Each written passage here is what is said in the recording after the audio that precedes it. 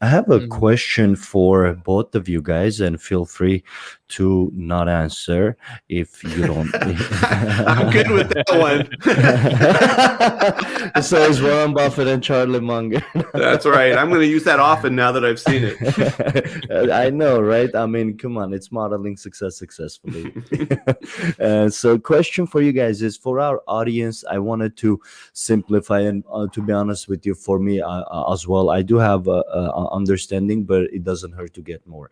When you guys mentioned, I believe it was David, that Gary V has high hopes of having contracts to be part of utilization of cryptocurrencies and NFTs instead of just being a transactional value. If you guys could explain what it actually means, like doing contracts, putting contracts on blockchains or things like, what does that exactly mean, or what the process is like? If do you guys have Gotcha. any more info about that? Yeah, I mean, I think that a lot of what he's saying, and David, correct me if I'm wrong, but is other use cases for cryptocurrency and blockchain technology aside from actually just being a currency that you would Yeah. spend for a product or service. So instead of spending the cryptocurrency, you would be able to utilize an NFT for a different purpose other than just a store of value, as an asset. Hmm. You would be holding something that would actually have a purpose. And to David's point about what exactly that Gary V could be doing on 5/5, if it is convertible shares that are stored as NFTs, that's a way that you could.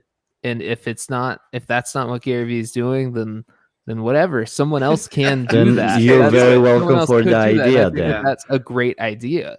I think Hmm. that's a great concept, and someone else should, if it's not Gary Vee, and it very well could be based on the clues that he's been giving out, Why which not which us, is guys? exciting if it is. Yeah. Since And we came up with the idea, why not us? Why not why not us? us? Yeah. If it's not Gary, then it should be us. Yeah. And Yeah. I remember Gary specifically speaking when he first started really on this NFT bandwagon was his vision. And, he's just sitting there rattling off what he thinks you can do with NFTs and why people should be excited about them. But being a media company right now, Yep. in many different forms, it was once things started to come out where you could attach different things to the NFT. I'm trying to think of the right vocabulary for it. Let's say once you figure out a way to add value to the companies using NFTs. Exactly. So because he was a media company, he was talking about music artists was the first thing that he talked about. It's genius. Music artists ownership of their music. The contracts would be attached to the NFT, and it would be everything would be one product, so that way they could track the transactions. They could sell the contracts themselves, basically eliminating the middlemen in the music industry, and they become their own manager of their music. And then how JT was talking about when we were talking about the pirate and using torrent, and how people were actually pirating the movies and the music and downloading it. You wouldn't be able to do that anymore because it would all be tracked and chargeable.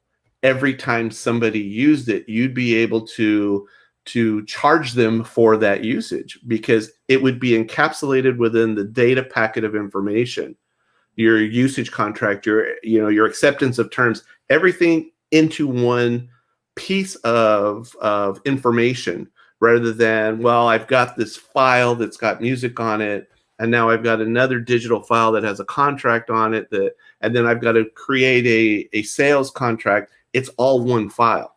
That's It's a great all explanation. one ball of information that you have to use, and it would eliminate a lot of the instances where, like, say I have my photography, I have a landscape photo, right? At this point, I'm selling it on my website, but there's there's hundreds of thousands of instances where my photo might appear somewhere. There's actually another YouTube couple that she's a model and he's a photographer, and now she's a photographer as well. They were actually traveling overseas and went into a store, and one of his pictures that he took of his model wife that is on their website got downloaded and was now on packaging for some type of beauty care.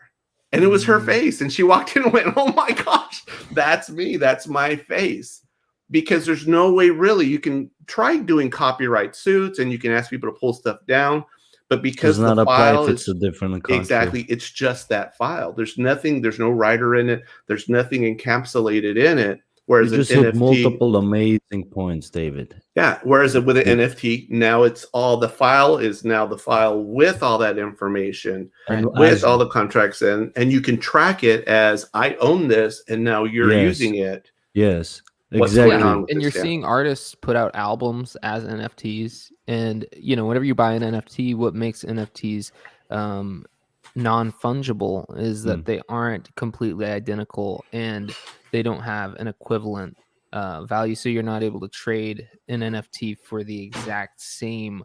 For example, if you have nickels, this is an example that I gave in my NFT video. If you have nickels and you're giving this nickel, which has an inherent value of 5 cents, to someone else who has the same coin, and it's the same year. There are some different differentiating factors between different years of nickels having different values, but Right. you trade this nickel, which is worth 5 cents, to someone else with an identical nickel for 5 cents, that would be fungible. So artists that are putting out albums, to be able to actually utilize the blockchain as an album, they could put out fungible tokens, which the album is the same as someone else's album that they buy, that's also saved as a token, as a digital album that they own.